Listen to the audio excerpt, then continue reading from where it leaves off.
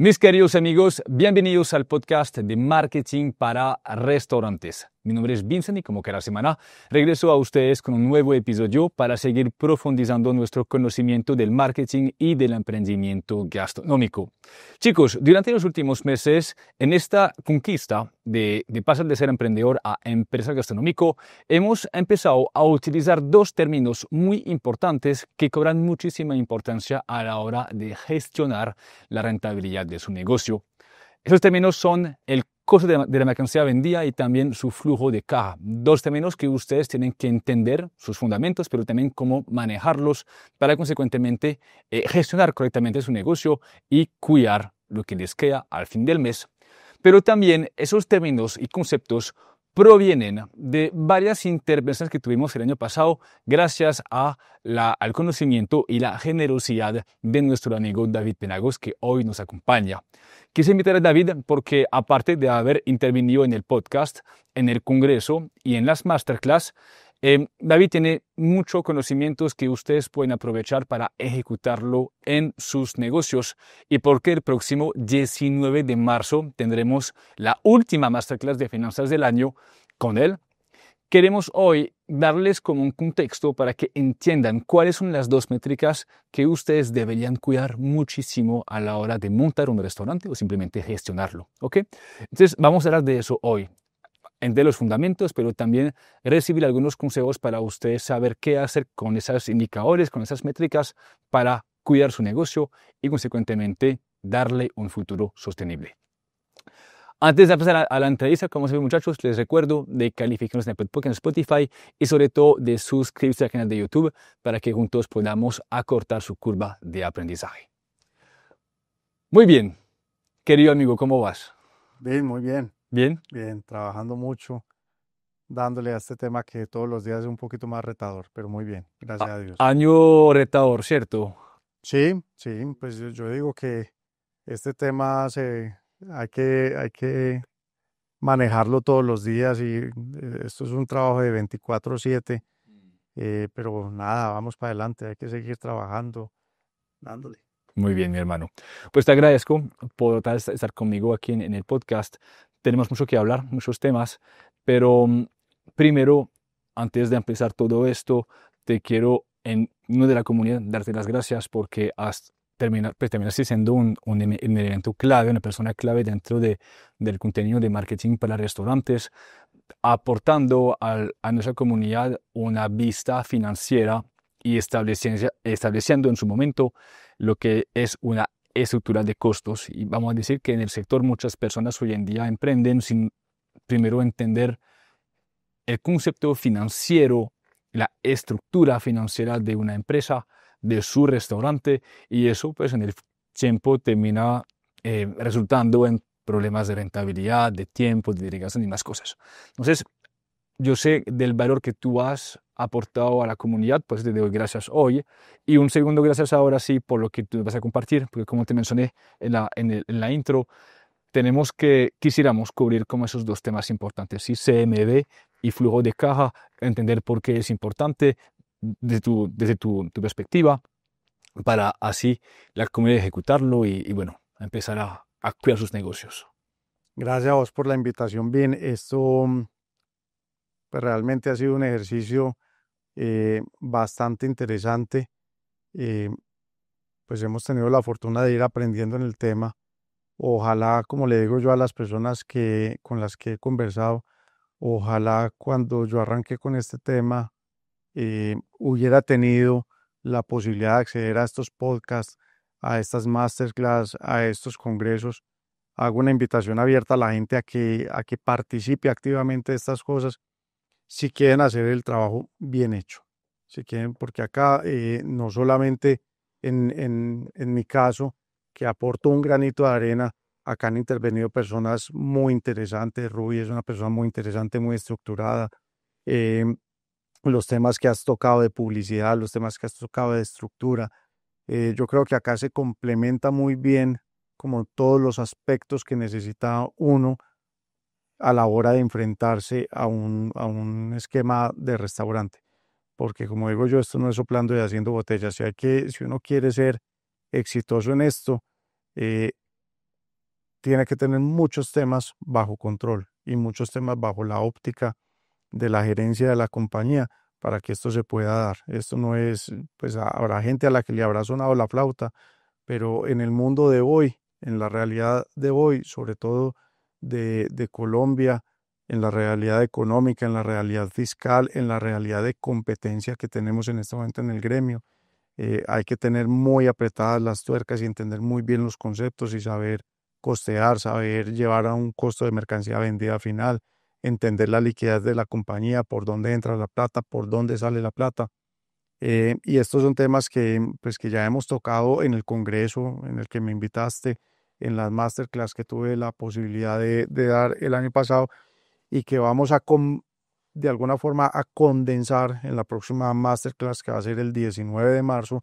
Todos muy invitados a que participen en esa masterclass, porque vamos a coger como lo mejor de las dos masterclass que tuvimos el año pasado y a tratar de condensar eso en una sola donde tengamos muy claro la estructura de costos de la compañía, partiendo del costo de mercancía vendida, que por lo general es el rubro más importante, y cómo manejar y gestionar la liquidez del restaurante, que es fundamental, ¿cierto? La gente por lo general piensa que liquidez son utilidades, que flujo de caja son utilidades, salen, reparten felices plática todos los meses a los socios, que entre otras cosas no sé cómo lo hacen, pero, pero me parece que ahí hay un tema que es muy importante, se puede hacer, pero si se hace bien hecho, porque después vienen sorpresas que son bastante desagradables y difíciles de manejar con los socios y de controlar a nivel operativo.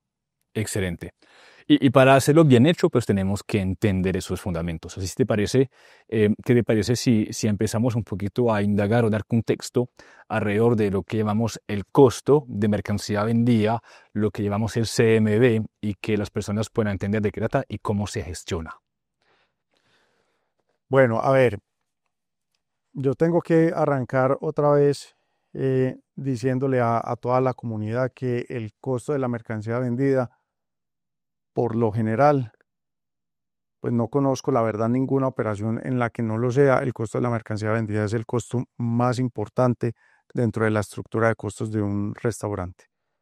En una estructura de costos tradicional tenemos por lo general el costo de la mercancía vendida, después está la nómina, después están los arrendamientos, después están los servicios públicos y utilidad, perdón, y publicidad muy a la par, y después vienen gastos menores como los temas de mantenimiento y reposiciones y cosas pequeñas dentro de los restaurantes. Y ese costo de la mercancía vendida BIN normalmente eh, en las operaciones que yo tengo, en las que conozco, pues oscila entre un 25 y un 35%. En mi caso está muy cercana al 35% por el tipo de producto y por la calidad que yo manejo. Pero conozco operaciones donde manejan 25% porque pues obviamente los productos permiten un mayor margen, por ejemplo los temas de desayuno, ¿cierto? Y conozco temas donde están por encima del 35% en restaurantes muy especializados, con materias primas demasiado especializadas, donde llegamos a costos del 40, del 42%. Recuerden siempre que cuando hablamos de esos porcentajes, estamos hablando de ese porcentaje como un porcentaje del precio de venta, ¿cierto? Del valor de las ventas que tenemos en nuestra compañía. Porque la gente dirá, bueno, un 35%, pero ¿de qué? ¿Cierto? Del precio de venta. ¿Y de cuál precio de venta? Del precio de venta descontado el impuesto, ¿cierto? Si yo vendo una hamburguesa, en mi caso, a 10.000 pesos, míos no son 10.000, ¿cierto? Míos son 9.800 pesos, perdón, 9.200 pesos, porque hay 800 pesos que yo recaudo, que son el impuesto al consumo, pero que se van para el gobierno. Entonces, mi costo de mercancía vendida, partamos de ahí, ¿cierto? Yo lo tengo que calcular siempre, siempre, siempre sobre mi ingreso neto, ¿cierto? Es decir, descontado el impuesto al consumo sobre esos 9.200 pesos en una base de 10.000. Y acá estoy hablando, yo sé que nos escuchan desde varios países de Latinoamérica, entonces acá estoy hablando para Colombia, no sé cómo sea el tema impositivo encontramos mucha gente en México, en Perú, en Ecuador, inclusive nos han llamado para brindar unas asesorías en ese sentido, pero eh, estoy hablando específicamente para Colombia en este caso, porque nuestro impuesto al consumo o impuesto a las ventas, en el caso de los restaurantes, es del 8%. Entonces partamos de ahí, siempre sobre el costo, sobre las ventas netas que tengamos. ¿Cuánto me pesa la mercancía vendida sobre mis ventas netas? Te interrumpo. Dale, Qué bueno para la comunidad saber de qué se compone esa mercancía vendida, porque mira que para allá tuvimos... iba. Perfecto, excelente. Para allá iba, porque esa es una pregunta súper común, Vin, ¿cierto? Bueno, ¿y qué tiene eso adentro? ¿Qué compone el costo de la mercancía vendida? Y acá, pues hay muchas formas de calcularlo, muchísimas. He visto gente que lleva al costo de la mercancía vendida la nómina de los empleados. Yo no la llevo. La nómina está en otro renglón de la estructura de costos que se llama nómina, ¿cierto? He visto gente que lleva, por ejemplo, el material de aseo de restaurante. Yo no lo llevo, yo llevo eso dentro de un rubro que se llama aseo y mantenimientos. Entonces, para mí, el costo de la mercancía vendida es dos cosas, fundamentalmente. Todo lo que necesito para servir ese plato y todo lo que yo me llevo a la boca. Entonces, me explico, en una hamburguesa, eh, mi costo de mercancía vendida va a estar compuesto por el pan, pues, o los ingredientes, pues por decirlo de alguna forma. Lo que tiene esa receta del costo de mercancía vendida dentro es, en el caso mío en una hamburguesa, pues es el pan, es la carne, son las salsas, la lechuga, el tomate, la cebolla, la tocineta, etcétera, etcétera. Es todo lo que me estoy llevando a la boca. El aceite con el que frito las papas a la francesa, etcétera, etcétera. Pero para servir esa hamburguesa, yo necesito un papel biodegradable, ¿cierto? Necesito dos servilletas, necesito una coquita plástica donde pongo una salsa de tomate al lado, ¿cierto? Necesito una sal que pongo para las papas, ¿cierto? Y necesito un poquito de pimienta. Todo eso, mira que ahí te puse el salero en la mesa, te puse el papel biodegradable, te puse dos servilletas, pues uno ni se come la servilleta, ni se come la coquita plástica en la que puso la salsa de tomate, ni se come el salero, pero son ingredientes que están involucrados para yo poder vender esa hamburguesa. Entonces la gente me dirá, sí, pero es que también necesitas a un parrillero que te voltee las carnes y a una persona que ensamble. Sí, sí lo necesito, pero por eso digo, yo lo calculo con base en los ingredientes que necesito para llevarme a la boca y para servir el plato. La nómina la dejo aparte. Los servicios públicos los dejo aparte. El tema de aseo lo dejo a un lado. Habrá gente que lo lleva. ¿Y por qué yo no llevo eso? Porque es muy difícil para mí llevar o cuantificar el costo unitario de un empleado. Porque en mi caso, eh, producen hamburguesas, producen alitas, producen costilla, producen papas a la francesa, producen salsas, producen un montón de cosas. Entonces, ¿cómo llevo yo a un costeo unitario esa mano de obra? Si todos los meses hay meses donde vendo 30.000 hamburguesas o 40.000 o 50.000, ¿cierto? Dependiendo del mes. Hay veces donde vendo X cantidad de alitas, qué sé yo. Entonces, para mí llevar esa mano de obra a un tema unitario, porque el costo de la mercancía vendida, ahorita lo vamos a ver un poquito más en profundidad, se debe llevar a un precio unitario, ¿cierto? A un total unitario. Para mí es imposible llevar ese tema de la nómina o el tema del gas o de la electricidad. ¿Cuánto de gas y de electricidad le cargo yo a esta hamburguesa? Si eso varía mes a mes. Entonces, para mí esos son rubros que yo dejo completamente separados. Excelente. Y, es una pregunta frecuente y la respondiste. Es que muchas personas entran en cálculos muy complejos para tratar de discernir cuánto cuesta la mano de obra por cada hamburguesa. Y nosotros, por ejemplo, este año, no el pasado, pero tuvimos muchas preguntas sobre esto, donde pues nos dimos cuenta que algunos emprendedores de la comunidad calculan su costo de mano de obra. Por ejemplo, imaginamos que cueste sobre la neta un 40%, la venta un 40%, que es mucho, ¿sí? Demasiado. Y llevan ese 40% al costo del producto y luego dicen es que el producto no es rentable. Pues decimos es que no es rentable, es que tienes una mala gestión de la mano de obra, la pones sobre tu costo de tu producto y consecuentemente tu producto aparece poco rentable, pero no es porque no es rentable, es porque le agregaste esto encima. Bueno, mira, ahí hay un concepto. A ver, lo que estás diciendo es completamente cierto, lo acabamos de mencionar. Esos son rubros que tendrían que ir completamente aparte. Pero es que cuando vamos un poquito a la matemática de cómo se calcula un costo de la mercancía vendida, es una ecuación. Y en la ecuación yo tengo un inventario inicial más unas compras que hago durante el periodo, menos unas ventas, y eso me genera un inventario final, igual inventario final. Esa fórmula es lo que refleja el costo de la mercancía vendida. ¿Cómo llevo yo a un inventario inicial, que es mi primer punto o mi primer factor dentro de la ecuación? ¿Cómo llevo yo a un inventario inicial la mano de obra? ¿Qué voy a poner? Horas, hombre, ¿cierto? ¿Qué voy a poner? Metros cúbicos de gas. No tengo ninguno, al inicio no tengo ninguno. ¿Qué voy a poner? Kilovatios hora. No. Entonces, miren que esto se reduce mucho a las cosas que nosotros podamos contar y controlar dentro del manejo de ese inventario, que ese es un punto clave. El costo de la mercancía vendida, yo lo parto en dos. Pues, digamos que para ejemplos de explicarle a la gente muy bien, vamos a partirlo en dos. El costo de mercancía vendida teórico y el costo de mercancía vendida real,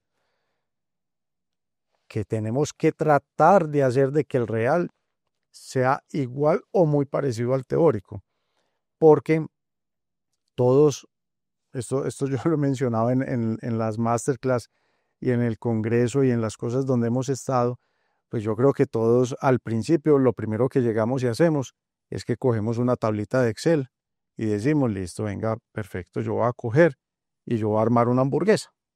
Y esa hamburguesa tiene un pan que me vale 1.000 pesos y tiene una carne que me vale 4.000, voy en 5.000 pesos. Y tengo unas verduras que me valen 500, voy en 5.500. Y tengo un queso que me vale 1.000, voy en 6.500. Y una salsa que me vale 500, voy en 7.000. Y un material de empaque con el papelito y la coquita y la no sé qué que me vale otros 1.000 pesos, voy en 8.000 pesos. Y tengo un costo teórico de 8.000 pesos. Y vamos a dejarlo ahí, 8.000 pesos. ¿Cuánto voy a cobrar yo por esa hamburguesa? Es otro tema. Eso es un tema de costeo que si quieres más adelante lo revisamos, ¿cierto? Cómo costear para marginar bien en ese producto. Pero quedémonos con ese costo de mercancía vendida de 8.000 pesos. Eso es lo que me está diciendo el Excel, que para mí vender esa hamburguesa clásica que acabo de escribir,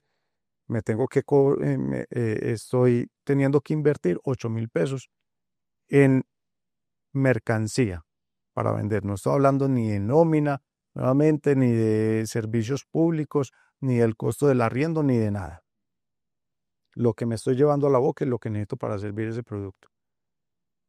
Pero al final del mes, cuando voy y hago mi ecuación y cojo y digo, listo, entonces yo tenía un inventario inicial, tuve estas compras de estos ítems de inventario, tuve estas ventas de estas hamburguesas, mi inventario final, y me voy a dar cuenta que mi costo de mercancía vendida no es el 35% que planteé en esta hojita de Excel, sino que estoy en el 40, en el 42, en el 45, en el 50%. ¿Por qué? Viene todo el tema de la palabra preferida mía en este mundo que se llama gestión. Gestión, gestión, gestión, todo se reduce a gestión. Entonces, ¿cómo vamos a gestionar ese costo de la mercancía vendida? Y eso arranca por allá atrás, muy atrás, cuando yo hago la lista de inventario. ¿Qué pan voy a utilizar? ¿Qué salsa voy a utilizar? ¿Qué queso voy a utilizar? ¿Qué mezcla de carne voy a utilizar? ¿Qué tipo de coquita voy a poner? ¿Cierto? Etcétera, etcétera. Yo tengo que hacer primero un listado de compras. ¿Qué voy a comprar?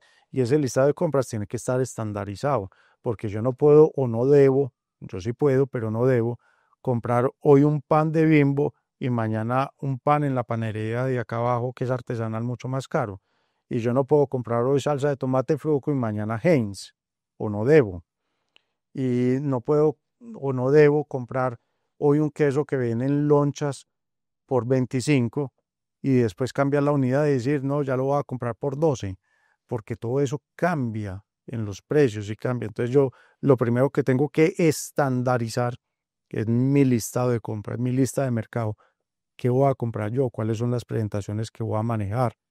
¿A qué proveedores les voy a comprar? ¿A qué precios estoy comprando? ¿Cuál es mi precio por unidad de medida? Yo los panes los mido en unidades, pero las salsas las mido en gramos, los quesos los mido en unidades, pero la carne la mido en gramos, ¿cierto? Las salsas las puedo medir en gramos o en mililitros, dependiendo de la presentación de la salsa, etcétera, etcétera. Entonces yo tengo que primero hacer un listado muy completo de cuál es mi lista de mercado, a quién se la compro, en qué presentación se la compro, a qué precio se la compro y la llevo a una descripción unitaria de la menor unidad posible.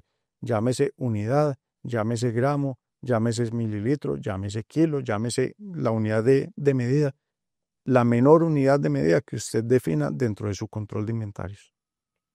Después, tengo que levantar un teléfono y hacer un proceso de compras. Entonces llamo a mis proveedores y les digo, listo, necesito que me mandes. Me estaba acordando acá de los kilos de tomate, que eso causó mucho revuelo en su momento, pero es que es de verdad, pues uno no puede hablar de lo que no ha vivido. Entonces llamo a mi proveedor de verdura y le digo, venga, mándeme 10 kilos de tomate y 5 kilos de cebolla. Y llamo a mi proveedor de carne y le digo, mándeme 20 kilos de carne. Y a mi proveedor de panes y le digo, mándame 200 panes. Y al que vende las salsas y le digo, mándame el doy pack que viene por 4 kilos de salsa de tomate y de mostaza y de mayonesa y no sé qué, ¿cierto? Y ahí hice mi listado de compras, mi proceso de compras haciéndole caso a mi listado. Pero una vez llegan las compras, y acá viene la anécdota, ¿cierto? Yo tengo que revisar que sí me estén entregando los 10 kilos de tomate y los 5 kilos de cebolla, porque hay veces no los entregan. Entonces, obviamente, al final, cuando tenemos esa ecuación bien, ¿cierto? Donde yo tengo un inventario inicial, unas compras, miren que acá entra ese factor de la ecuación, ¿cierto? Unas compras, unas ventas para llegar a un inventario al final. En las compras, yo digo que yo compré 4 kilos y 10 kilos de tomate o 4 kilos o lo que quieran, ¿cierto? Y debieron haber entrado al inventario 4 o 10 kilos de tomate, ¿cierto? Pero realmente entraron o entraron menos. Porque es que si entraron menos, eso explica por qué por allá al final mi costo de mercancía vendida pasó del 35 teórico al 45 que estoy viendo real. Y por eso no me queda plata al final del mes, ¿cierto? Y ese es el manejo de liquidez, que lo hablaremos ahorita un poquito más adelante, que parte de acá también, de ese proceso de compras. Entonces, nuevamente, tenemos que gestionar que esa compra realmente llegue y que los 200 panes llegaron, no llegaron 190, tienen que llegar 200. Y tengo que pesar mi bolsita de kilos de tomate, y tengo que pesar mi cebolla, y tengo que ver que la fecha de vencimiento del queso sea la correcta, ¿cierto? Porque es que entonces si no se me va a dañar el queso y eso son mermas y las mermas van al costo de la mercancía vendida y que el tomate no me llegue súper maduro, sino en la calidad que yo lo pedí. Entonces miren que estamos hablando de cantidad, de calidad, de fechas de vencimiento. Eso se llama empezar a gestionar un costo de mercancía vendida. ¿Listo? Y ahí estamos apenas en la recepción. No hemos procesado, no hemos vendido, no hemos hecho nada. Apenas levante el teléfono hice un proceso de compras y lo recibí. Falta todo el resto. Falta el resto del proceso. Entonces uno dice, bueno, listo, ya recibí el tema. Y llegó Vincent a mi restaurante y me dice, David, tráeme una confineta. Entonces yo le digo, listo, bien, entonces ya empiezo un proceso de producción. Listo. Entonces, en el proceso de producción, yo tengo que procesar las verduras. Las estoy procesando bien, estoy haciendo bien el proceso del tema. Porque es que si cojo la cebolla y la parto así y boto un montón a la caneca, ¿cierto? Ojo, eso está valiendo. Entonces, ¿qué estás haciendo? ¿Estás haciendo bien el proceso de picar esa cebolla y de cortar esa cebolla? ¿O está saliendo, cuánto está saliendo de esa cebolla como desperdicio, como merma? Y lo mismo como el tomate. Y estoy dejando la bolsa de panes abierta, entonces se me ponen arenosos y me toca botarlos, ¿cierto? Y dejé la nevera abierta y se me descongeló la carne de hoy a mañana y me amaneció picada. Todo eso va al costo de la mercancía vendida. Entonces, los procesos, es muy importante que afinen los procesos, que estandaricen los procesos, que hagan gestión sobre el proceso de producción, cómo vamos a pelar la cebolla, cómo vamos a picar el tomate, cómo vamos a revisar las fechas de vencimiento, cómo vamos a mover ese inventario, el primero que entra, primero que sale, le vamos a dar una correcta rotación a ese inventario, ¿cierto? O yo voy cogiendo lo primero que me vaya quedando y se me van quedando cosas por allá guardadas en el congelador de hace 2, 3, 4 meses que ya saben a nevera y saben rancias, ¿cierto? Todo eso va al costo de la mercancía vendida. Estoy comprando la cantidad correcta. Esa parte es muy importante para evitar desperdicios, para evitar que cojan paticas el inventario y se los lleven, ¿cierto? ¿Qué pasa? Hay que decirlo, ese tipo de cosas pasan, se roban el inventario, se daña por mala rotación, se vence, malos procesos de cocción, etcétera, etcétera. Se utiliza más también. Se utiliza además, ¿cierto? Malos procesos de ejecución en cocina. Entonces yo digo, y a mí me ha pasado, es que muchachos, a mí eso me pasa. Y yo también tuve costos de mercancía vendida del 48% y me rascaba la cabeza y decía, pero ¿por qué si vendo un montón de plata no me queda plata en la cuenta? Pues porque mi costo de mercancía vendida era teórico, era del 33%, ¿cierto? Y estaba por allá en el 45-48%.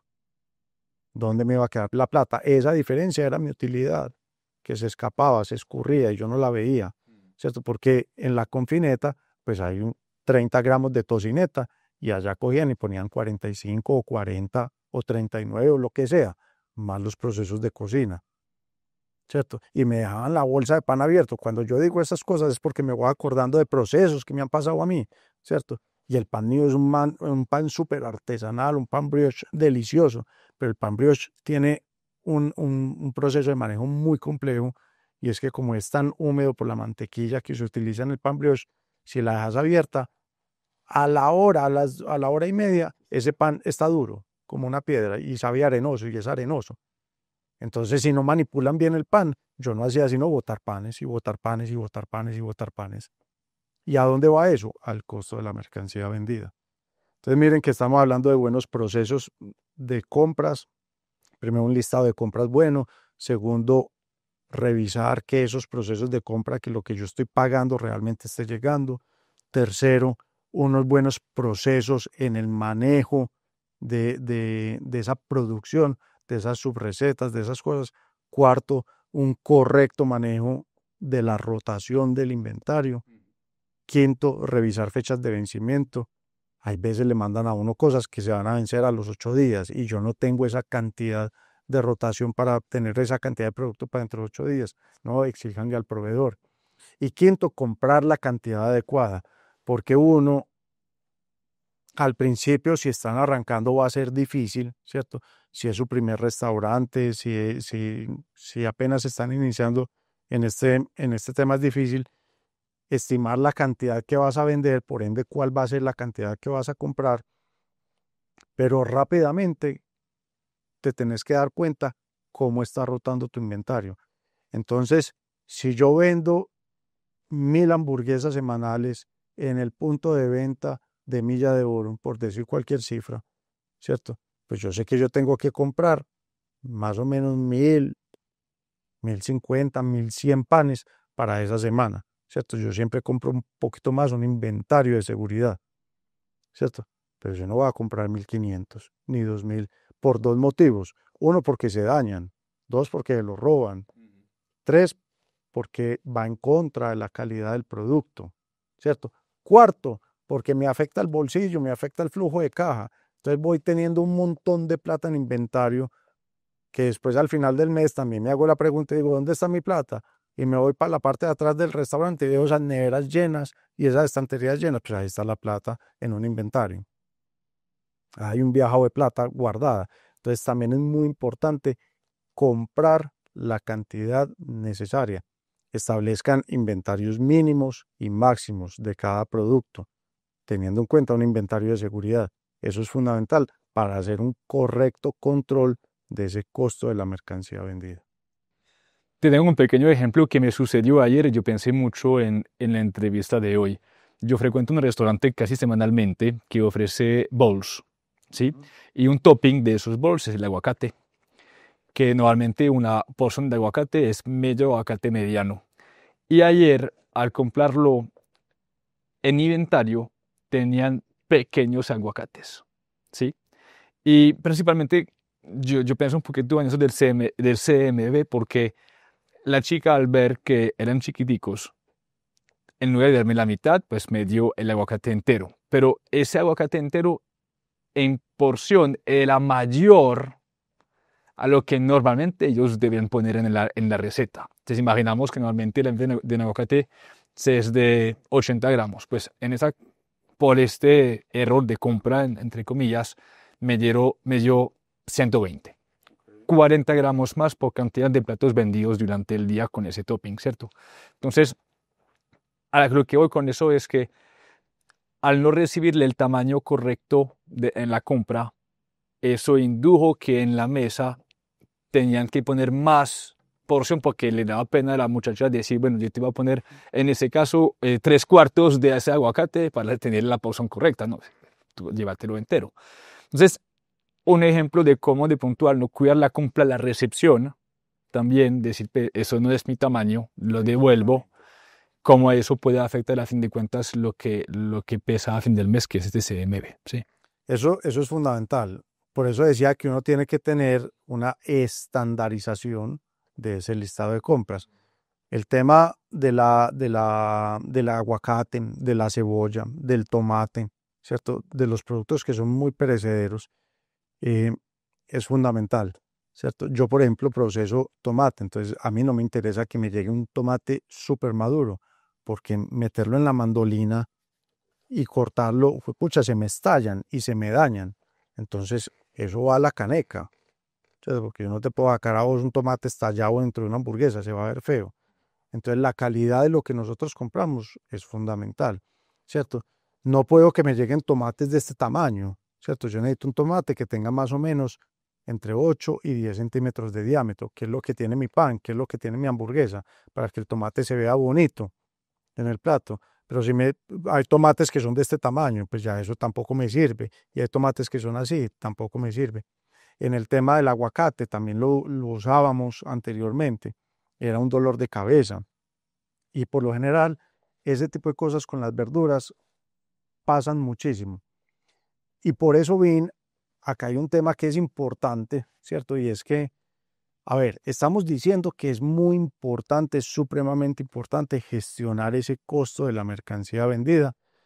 Miren que estoy diciendo esa palabra de manera repetitiva, gestionar el costo de la mercancía vendida para tratar de lograr que la hoja de Excel que hicimos y que me dio un 35% con respecto a mi precio de venta, ese es otro cuento que después hablamos, ese costo de mercancía vendida del 35%, yo tengo que tratar de hacer de que llegue a ese 35%, pero que sea 35% es muy difícil, cerrado, eso es muy difícil, súper difícil. Pues yo no he visto eso, sino pues cuando uno vende prácticamente paquetería, ¿cierto? O cosas Por unidad. unidad por unidad, ¿cierto? Entonces pues yo soy una tienda de barrio y yo no vendo sino papitas y chitos y bombombones y chicles y gaseosas y cosas, pues yo no preparo nada ni proceso nada, simplemente vendo paquetería. Ahí se tiene que cumplir ese costo de la mercancía vendida, se debe cumplir, se debe cumplir. Pero en procesos de ensamble como los nuestros, en procesos de preparación como los nuestros, es muy complejo. La palabra llama gestión. Entonces, ¿qué tenemos que tratar de hacer? De acercar eso lo más posible a ese 35%. Y ahí tiene que empezar uno a gestionar KPIs dentro de la compañía. Entonces, entra un tema que a mí me gusta revisar mucho y es cuál es mi varianza sobre el costo de mercancía vendida teórico y hasta dónde estoy dispuesto yo a aceptar esa varianza. ¿Listo? Entonces, para mí, un punto normal de dispersión entre el costo teórico y el costo real está entre 0.8 y 1.2, 1.5 máximo. Es decir, que si mi costo de mercancía vendida es el 35%, yo me puedo aguantar hasta un 36,5%. Más de ahí se me tienen que prender alarmas y tengo que hacer todo lo posible para acercar eso lo más que pueda a 35%. Más de ahí tengo que revisar procesos de compras, de inventarios, de control de inventarios, procesos en cocina, procesos de desperdicio, etcétera, etcétera, etcétera. Entonces, uno sí tiene unas tolerancias. No es que esto sea una camisa de fuerza, pues, donde hay cero flexibilidad. No, acá tiene que haber cierta flexibilidad porque, pues, para ponerte un ejemplo, las verduras, eso todos los días cambia de precio, inclusive hasta durante el día. Hoy por la mañana no llegaron los camiones de tomate a la plaza, ¿cierto? Y no había tomate y el tomate subió 1.000 pesos. Y por la tarde ya había tomate y bajó 1.500 porque llegaron tantos que cayó un montón. Entonces, esas variaciones, ¿cierto? Hacen que impacte tu costo de mercancía vendida. Otro ejemplo, un alza de precios. Entonces, a mí me llama mi proveedor de carne y me dice, David, te voy a subir la carne de res. Y yo no puedo inmediatamente ajustarle el precio al cliente. ¿Qué va a pasar? Eso va a tener un impacto en mi costo de la mercancía vendida, porque acuérdense que el costo de la mercancía vendida se calcula sobre el precio de venta antes de impuestos, perdón. Entonces, pues los proveedores cambian sus precios en la medida que yo esté necesitando cambiar precios, pero no necesariamente cuando a mí me llama el proveedor a cambiar el precio, yo al instante cambié mi precio. Yo no lo puedo hacer. Además que me sale muy costoso estar imprimiendo cartas y moviendo pues un montón de temas. Entonces, esa tolerancia es importante tenerla en cuenta. Saber cuál va a ser mi varianza, cuál es ese porcentaje que yo estoy dispuesto a aceptar hacia arriba y hacia abajo, porque hay veces los productos bajan de precio, ¿cierto? Excelente. Hay veces me llama el proveedor y me dice, ve, tengo una promoción, te voy a vender mayonesa, pero si me compras ya mínimo 50 paquetes, te los doy con un 20% de descuento. Ah, listo, mándemelo porque es que no tiene fecha de vencimiento dentro de un año. Entonces aprovecho ese descuento. ¿Y eso qué va a impactar? Mi costo de la mercancía vendida. ¿Hacia dónde? Hacia abajo. Entonces mira que esa tolerancia va tanto hacia arriba como hacia abajo, ¿cierto? Si yo veo que mi costo de mercancía vendida está cayendo demasiado, preocúpese. Y la gente me va a decir, ¿y por qué? Le están metiendo producto a usted, a la compañía, están vendiendo lo que no es suyo. Y con toda seguridad no está entrando tampoco a la caja. Entonces, ahí hay que tener temas de control, de gestión. La palabra, nuevamente, gestión. Antes de pasar al flujo de caja, quisiera volver sobre el CMB teórico. Sabemos que el real, dijimos, es inventario inicial más compras menos ventas, eso nos da un inventario final y luego lo dividimos sobre las ventas netas, ¿cierto? ¿Cómo calcularías este CMB teórico en este caso? El teórico es la suma de los inventarios. Ya. Perdón, la suma de los ítems de inventario. No de los inventarios, sino de los ítems de inventario que yo estoy usando, cada uno por su costo, para armar esa hamburguesa clásica que te acabo de escribir. Ya. En el costeo, que decir, como... En el costeo. Y se haría entonces un promedio de todo el menú que tengo. Por ejemplo, imaginamos que el promedio de todos mis productos promedio un 35%. ¿Eso debería ser el real? El teórico. Ese ¿Sí? debería ser Listo. teórico. Perfecto. Claro. Y ese debería ser el teórico. Lo que pasa es que cuando uno hace un ejercicio de costeo, al menos yo lo hago así. Yo lo hago así. Yo trato como de que todos mis productos, o al menos categorías de producto, renten lo mismo, marginen lo mismo. Entonces yo digo, hombre, yo voy a poner mis hamburguesas a marginar un 65%, es decir, tengo un costo de mercancía vendida del 35%.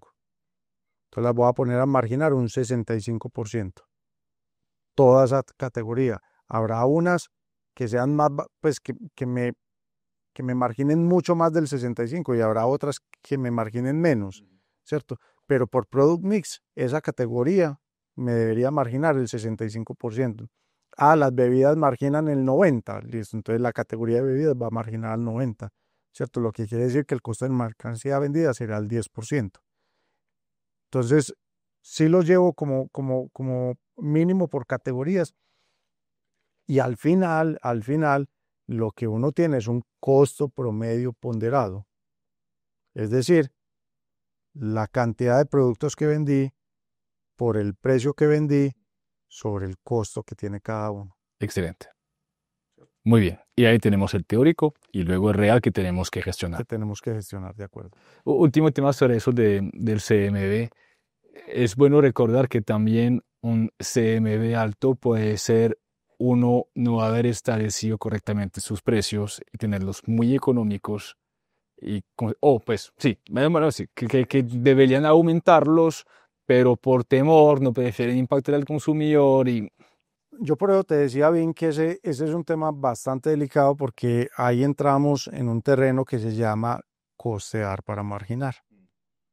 Entonces, las personas que me han llamado a mí a que los asesore en este proceso del costeo y de revisión de recetas y de estandarización de estos temas, por lo general se encuentra uno falencias muy grandes en los conceptos, ¿cierto?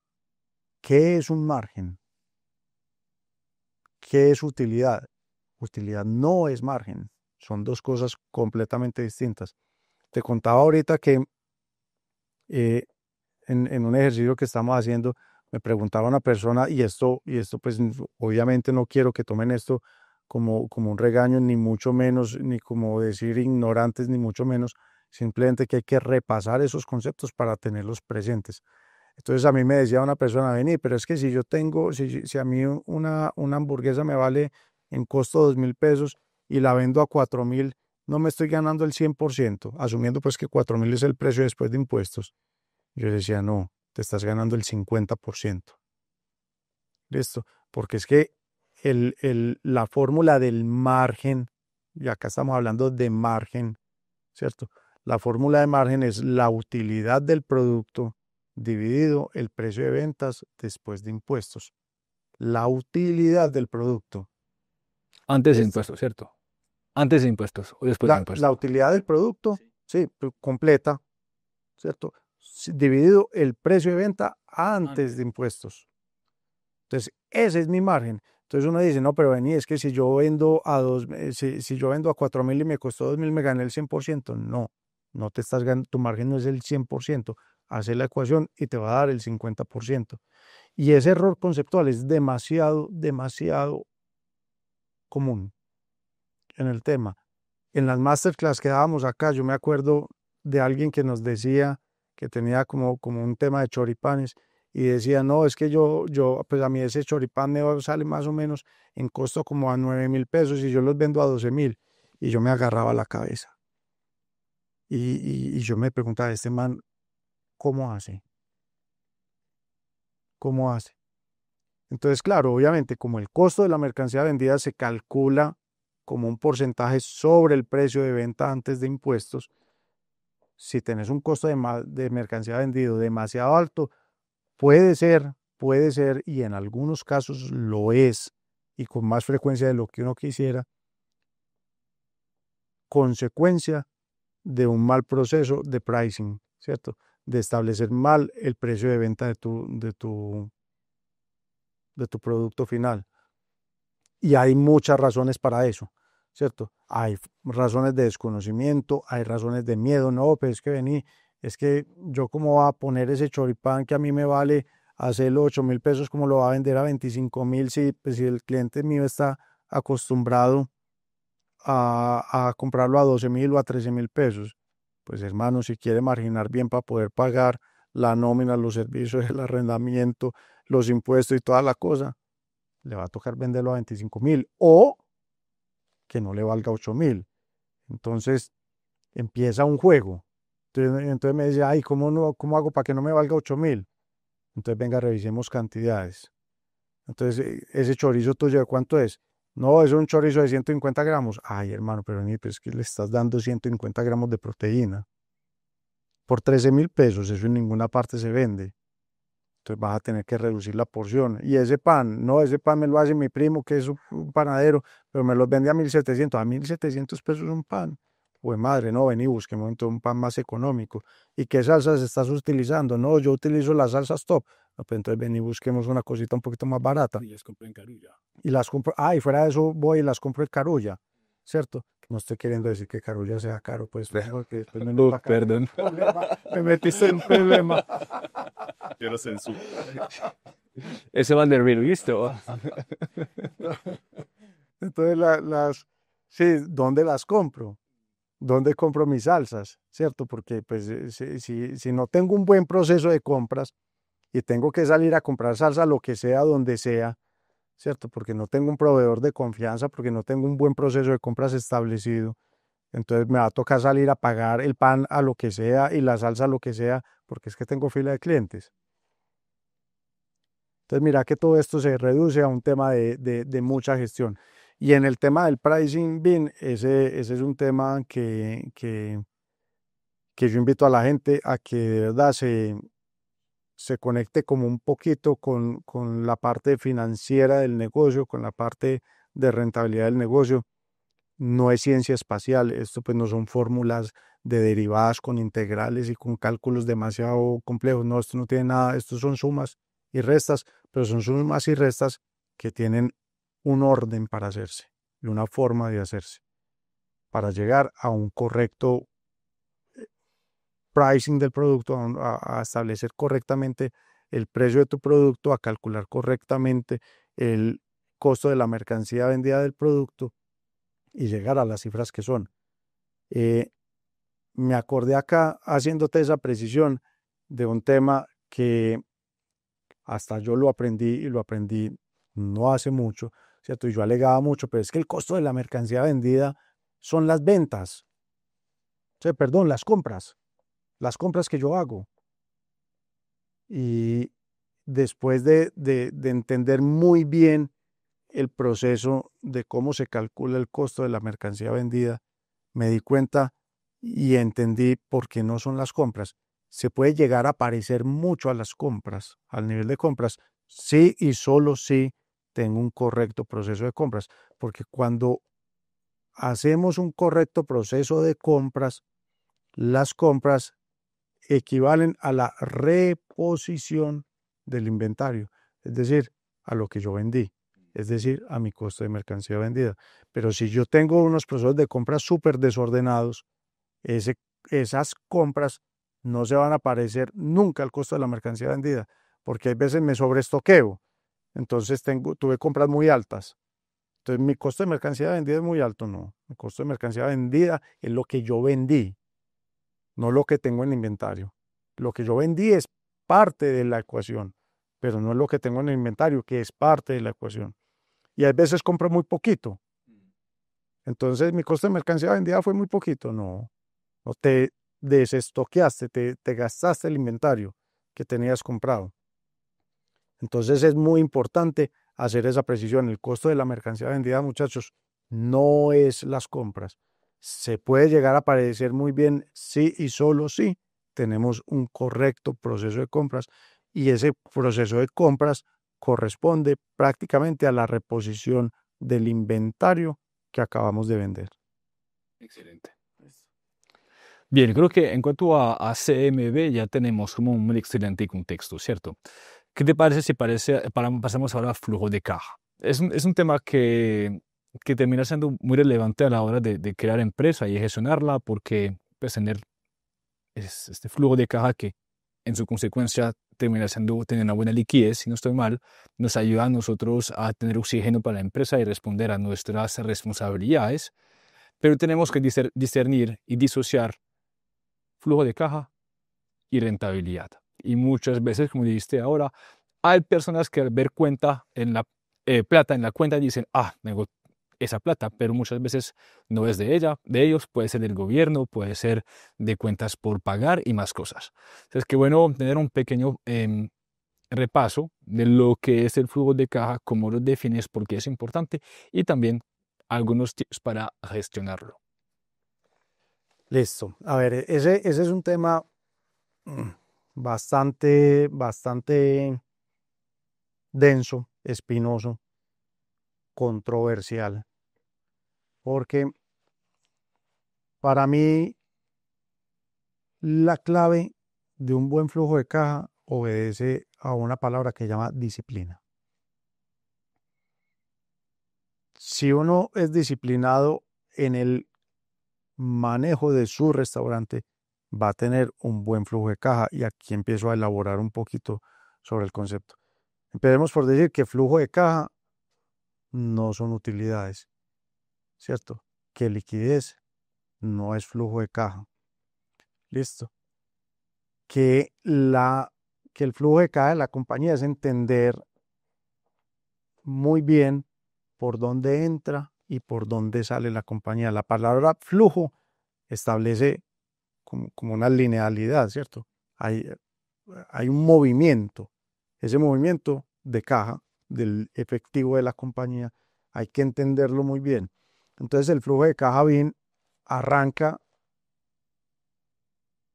por lo que comentábamos ahorita, por un proceso de compras eficiente. Si yo estoy comprando mucho, estoy sacrificando mi flujo de caja. Si yo estoy comprando mal o más costoso, estoy sacrificando mi flujo de caja.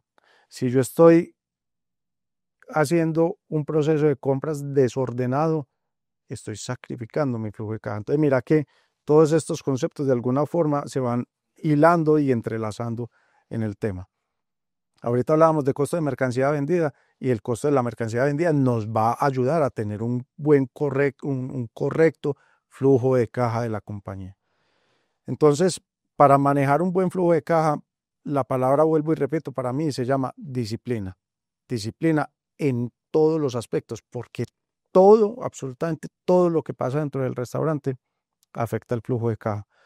Si yo compro mal, me afecta el flujo de caja. Si yo contrato mal, me afecta mi flujo de caja.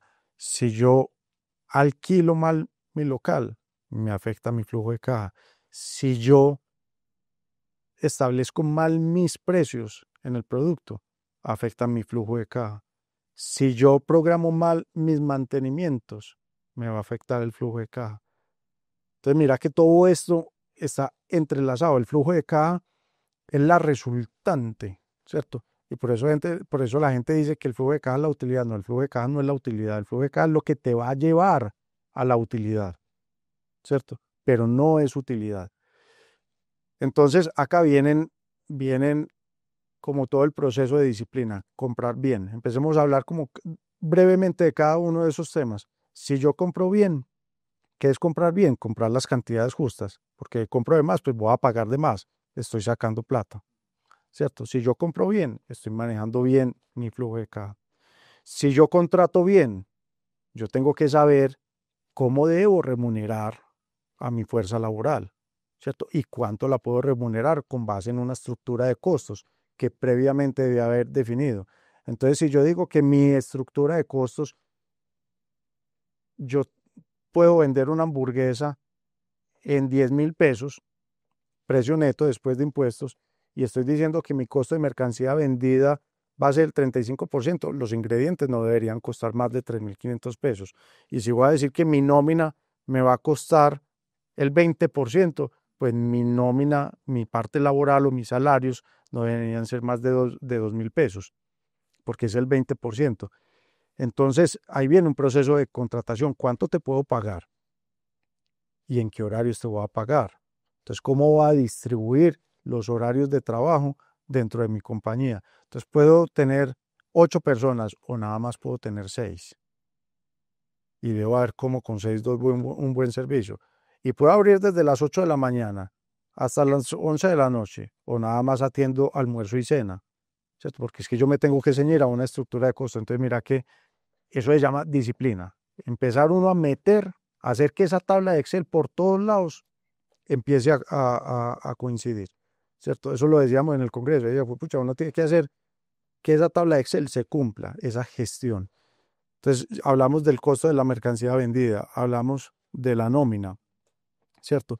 Hablamos del arrendamiento, porque si yo establecí en mi estructura de costos que mi arrendamiento va a pesar el 10% de las ventas, ¿cierto? Y yo estoy vendiendo una sola hamburguesa a 10.000 pesos, es todo lo que voy a vender al mes, pues el 10% de 10.000 pesos son 1.000. Mi arrendamiento no debería costar más de 1.000. Pero si yo voy y me siento con Vincent, que es el dueño del local, y estoy dispuesto a pagar 3.000 pesos por ese local, pues de entrada tu costo tu estructura de costos se va a desbalancear y vas a ver afectado tu flujo de caja, ¿cierto? Si no controlo los servicios públicos y no establezco medidas para que los servicios públicos, pues para que no dejen luces prendidas, para que no dejen la plancha y la parrilla y las freidoras todo el día prendidas botando gas si no hay nada cocinándose, si tengo neveras vacías, ¿cierto? Refrigerando aire, que ahí no hay gaseosas, ahí no hay cervezas, ahí no hay nada. Si tengo congeladores prendidos y conectados con muy baja mercancía adentro. Entonces, mira que todo eso se llama gestión. Todo eso me va drenando el tema. El flujo de caja también tiene que ver con las ventas, ¿cierto? Pues porque tiene que haber una entrada de dinero para que pueda haber salidas. Si no, pues lo que voy a tener son cuentas por pagar y no va a haber salida efectiva, pero tiene que haber unas cuentas por pagar. Entonces tengo que asegurar también unos correctos procesos de ventas, un correcto pricing de mis productos, ¿cierto? Estar en el lugar adecuado, en el precio adecuado, con la clientela adecuada, porque yo no me puedo ir a vender hamburguesas de 40.000 pesos con esa calidad y con esas cosas, ¿cierto? En la plaza minorista de Medellín. Muy probablemente no me las van a comprar, ¿cierto? Porque no está el poder adquisitivo ni es la zona para vender hamburguesas de 40.000 pesos. Entonces, eso me va a porrear mi flujo de caja. Entonces, todas esas decisiones son importantes a la hora de entender por dónde entra y cómo entra la plata, cada cuánto entra y por dónde sale. ¿Cómo entra? Mediante ventas. Pero ojo, es que usted venda no quiere decir que le entró la plata. ¿Cómo así que no? A usted le tienen que pagar. ¿Y quién le paga? El banco, si vendió en tarjeta de débito o crédito, o Rappi, o Didi, si vendió a domicilios, o el cajero, ¿cierto? Que sí le esté consignando la plata en la cuenta el otro día, porque la gente ni siquiera hace control de ese tipo de cosas que son tan elementales. Un cuadre de caja. Bien, conozco muchos negocios que no hacen un cuadre de caja diario. No saben si su caja quedó cuadrada o no quedó cuadrada. Si dice que vendió 10 millones de pesos y los medios de pago le cuadran con que vendió 10 millones de pesos, 2 millones de pesos en efectivo, 6 millones de pesos en tarjeta, 1 millón de pesos en Rappi, 1 millón de pesos en Didi. Tiene que cuadrar, tienen que hacer un flujo de caja. Perdón, tiene un cuadre de caja. Y después tienen que verificar que Rappi sí le haya pagado ese 1 millón de pesos, menos la comisión de Rappi, que Didi sí le haya pagado ese 1 millón de pesos, menos la comisión de Rappi, y que en la cuenta al otro día se estén consignando los 2 millones de pesos de efectivo, y que el banco le haya abonado los 6 millones menos la comisión del banco. Es el mismo ejemplo de los tomates, de revisar que fue pucha, que de verdad yo pedí 4 kilos de tomate y que me entren 4 kilos de tomate, ¿cierto? Y los pesé y vi que los tomates están. Si yo estoy controlando mi mercancía, la que estoy comprando, ¿cómo no va a controlar la venta? Y hay mucha gente que no controla la venta, muchísima, más de la que uno se imagina. Compañías grandes, pues obviamente lo hacen, cadenas, obviamente lo hacen. Pero muchos empresarios que están iniciando en este momento, en este viaje de ser empresarios gastronómicos, no controlan eso. Y a mí me parece tan evidente que hay que hacerlo que muchas veces uno como que lo obvia dentro de las asesorías y después se da uno cuenta de que pucha, es que ni siquiera estás controlando lo que te está entrando. Acordate que estamos hablando de una cosa que se llama flujo de caja, entradas y salidas. ¿Listo? ¿Cómo estoy pagando? ¿Cada cuánto estoy pagando? ¿Estoy pagando lo que es? ¿Estoy llevando una buena contabilidad? ¿No estoy pagando facturas dobles? A mí me ha pasado y me sigue pasando. Lo que pasa es que tengo los controles establecidos para verificar que si hay un pago doble, que me pasa, porque a veces ese tipo de cosas pasan, ¿cierto? Entonces solicito la nota crédito de ese pago doble, o me queda un saldo en caja que cruzo contra otra factura que le voy a comprar a ese proveedor. Pero tiene que haber los controles, gestión del flujo de caja. Listo. Punto 1. Gestionar todos los niveles que comprometen esa estructura de costos. El costo de la mercancía vendida, la nómina, el arriendo, los servicios públicos, los mantenimientos, etcétera, los elementos principales de esa estructura de costos. Luego, hay un tema que es cómo gestionar la liquidez del restaurante, que hace parte, la liquidez es una consecuencia del flujo de caja. Entonces, como lo dije en la última masterclass que tuve la oportunidad de dictar acá, yo tengo un método que me ha dado muy buen resultado y es hacer provisiones efectivas. ¿Qué son provisiones efectivas?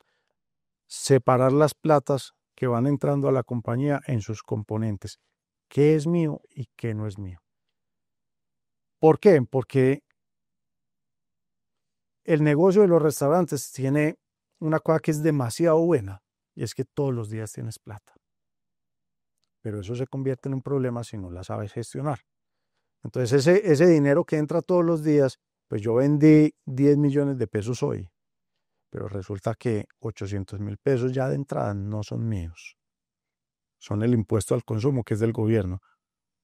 Pero la gente es feliz viéndolos en el banco y gastándoselos y repartiéndoselo a los socios.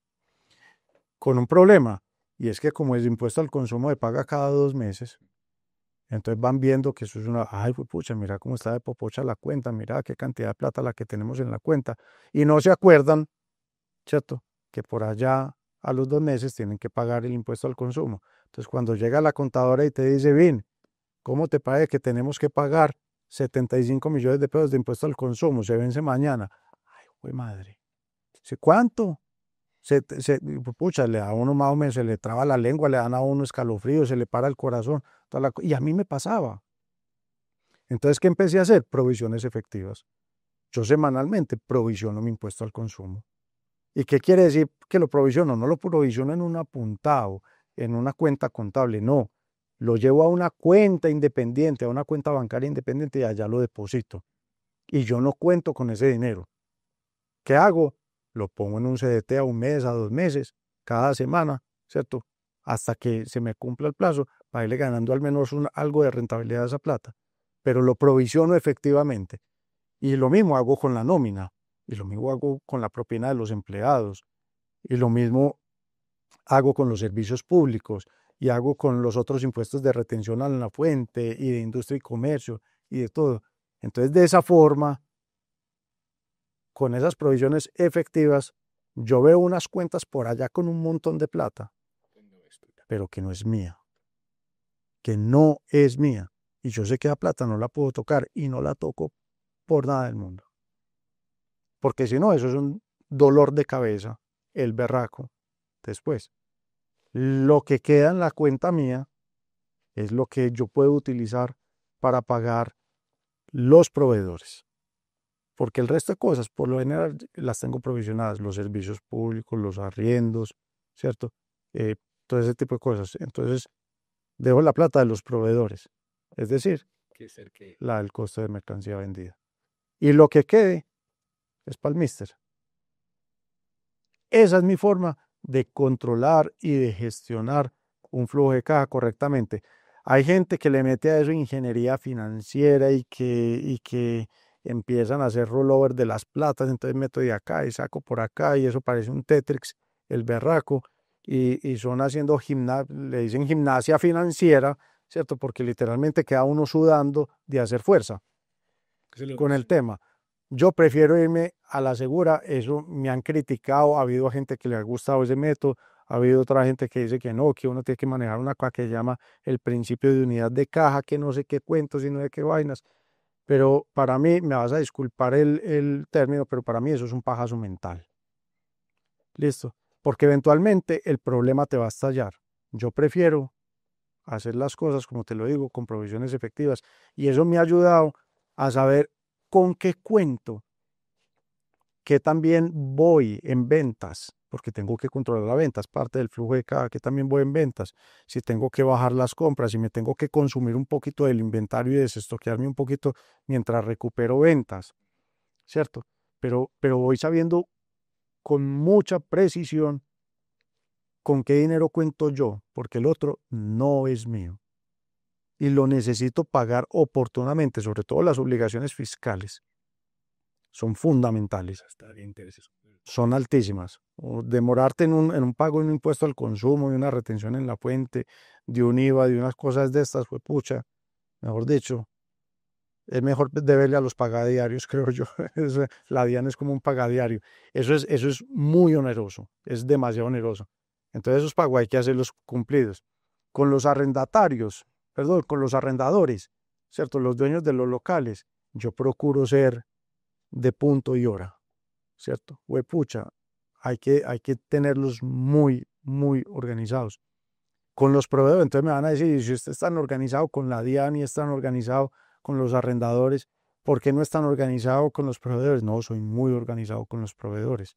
Lo que pasa es que los proveedores, que no es así con la DIAN y que no es así con los eh, arrendadores, por lo general tienen unas políticas de pago.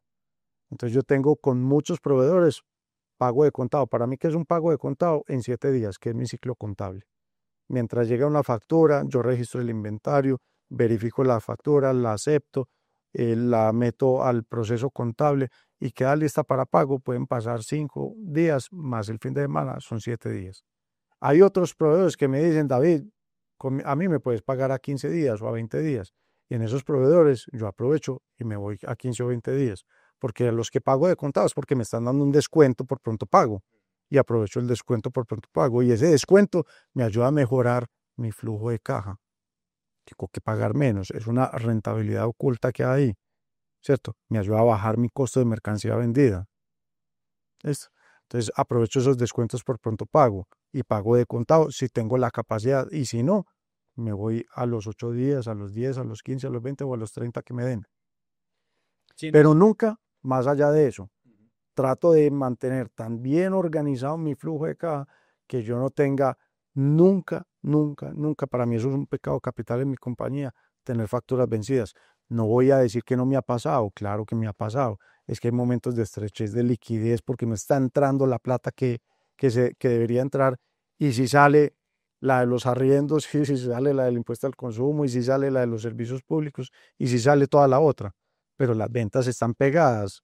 Acá en Colombia hemos tenido momentos de ventas muy pegadas en los últimos años. Entonces, eso hay que manejarlo así. Y para mí esa es la forma, la mejor forma que he encontrado, Vin, de poder manejar correctamente ese flujo de caja.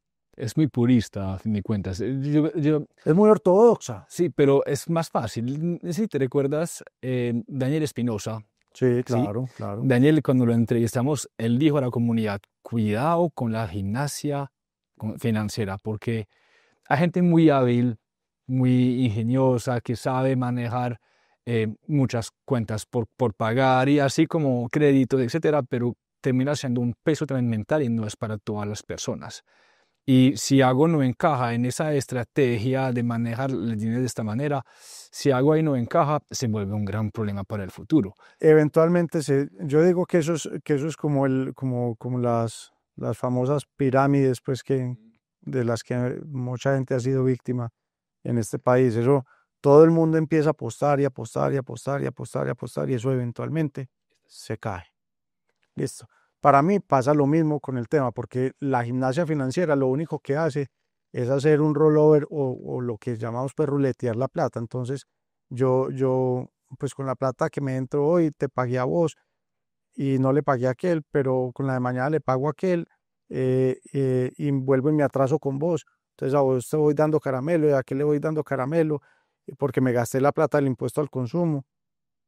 Listo, en otras cosas, en repartir utilidades que no eran utilidades, en comprar un carro que no me podía haber comprado porque es que eso no eran utilidades, en irme de viaje, y créame que eso pasa, y pasa muchísimo, y se gastan esas platas que no son de ellos, cambiando el carro, saliendo de vacaciones, dándole contentillo a los socios cuando no hay plata para darle contentillo a los socios, ¿cierto? Haciendo inversiones en locales nuevos que no pueden hacer.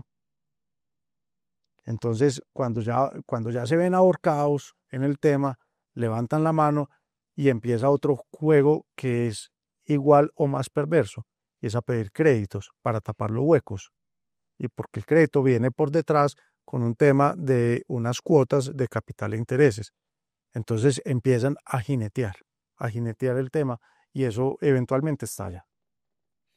Eso. Te iba a preguntar a la hora de dar de los proveedores de los pagos, si tienes proveedores que hoy a hoy te piden que pagas inmediatamente a la entrega. Sí, ¿Sí? sí. Es más, no me despachan si no les pago. Listo. Y para esto, entendiendo que hay un proceso, hay que recibir la mercancía, hay que pesarla, hay que confirmarla y luego pagar. Tú tienes un proceso establecido, como dices, bueno, me tienen que entregar de tal hora a tal hora, porque después estoy en servicio y no te puedo prestar atención. Después de la entrega, te pago en media hora si todo está bien.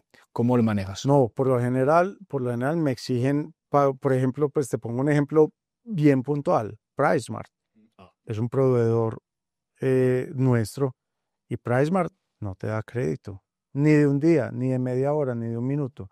No. Llega y paga. Cuando usted me haga el pago, a ver, yo le hago la requisición, ¿cierto? Y le digo, PriceSmart, ven, estos ítems de inventario.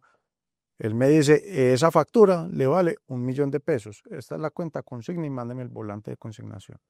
Cuando yo le mando la consignación, ese man despacha.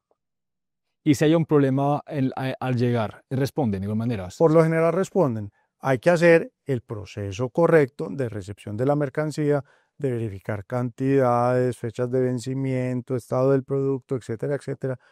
Y uno, con pruebas en la mano, le dice a Prima, vení, me mandaste este queso y mira que me lo mandaste con fecha de vencimiento de 15 días, yo no te recibo ese queso, te hacen la nota crédito.